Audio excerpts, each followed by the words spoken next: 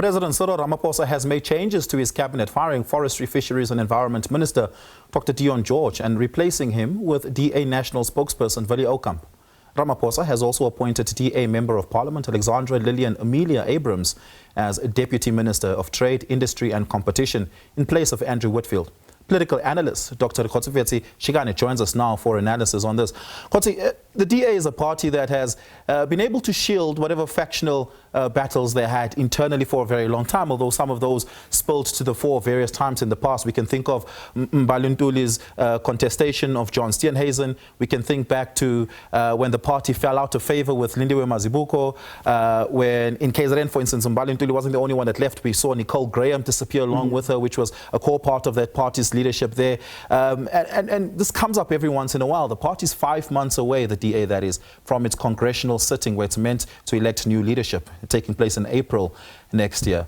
Is the firing of the firing of Dr. Dion at the request of John Steenhuisen an innocuous movement based on performance rather, or is it important that we ask the political question, is the DA's factional battle spilling over into national governance? Yeah, so I think you can look at this from two different levels. One is the DA's internal political machinations, and the other one is around the role that different interest groups in South Africa seem to be playing in the country. From the DA's perspective, going into their Congress, there is this idea that the DA often can shield themselves from their internal factional battles coming out into the open. But within the context of the GNU, it becomes a lot more difficult to do that. Now, any party can have their own fights. That there's nothing fundamentally wrong with that, and I think it's healthy for democracy for parties to have internal contestation that is democratic and transparent. The difficulty is that when those internal fights then bleed into national level government, right, that the internal fights then dictate what happens within the cabinet of the country, and questions that need to be posed. Now, the DA holds the prerogative to choose, technically according to the GNU agreement, who of their ministers sit within their allocated 12 members who sit as cabinet ministers, right? So we shouldn't necessarily frown upon that. We should be posing questions towards the president as well to say, did you vet this individual? Is this the right individual for the cause? Now, that's the internal DA mechanisms.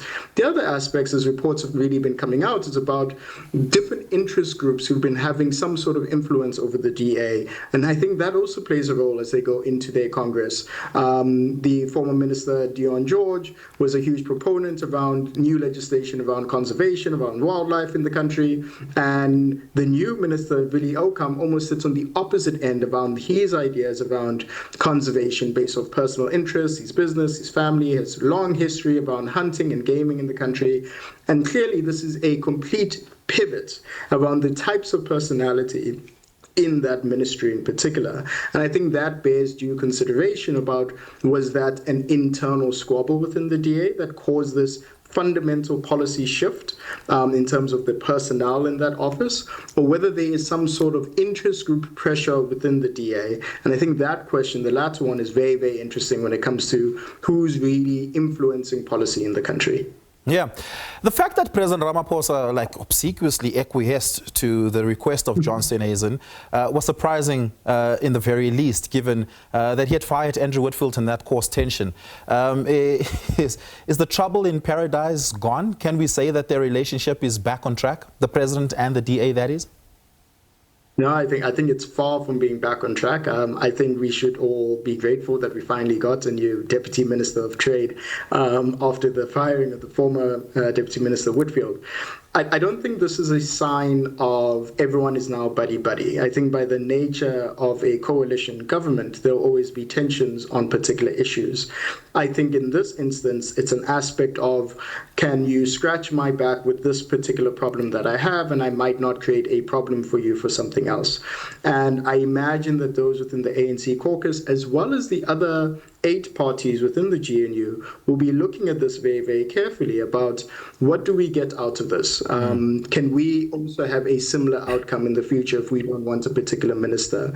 I think a bigger question then also has to become, what is the cabinet's overall strategy and ideas about what is happening in particular ministries?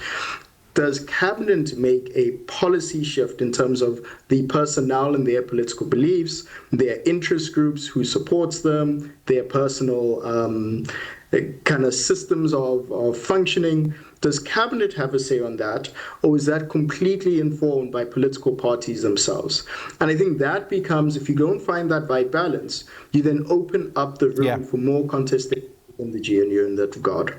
You think about governance a lot, and potentially writing on it at the moment. How do we insulate and shield governance from political turmoil?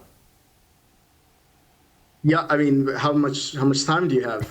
We could have a whole conversation about this.